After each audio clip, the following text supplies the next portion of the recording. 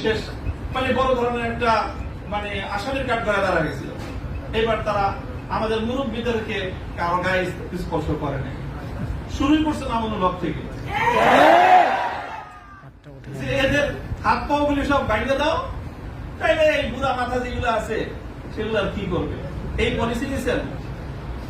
কাজেই যেটা করেছেন সেটা হলো, আবারও বলছি যে এই ধরনের যখন তাওহীদ এবং শিরকের লড়াই হয়ে দাঁড়াবে, আল্লাহ ভাস্কর্য বিরোধী আন্দোলন এটা তাওহীদ এবং শিরকের আন্দোলন, শিরকের সংঘাত ছিল।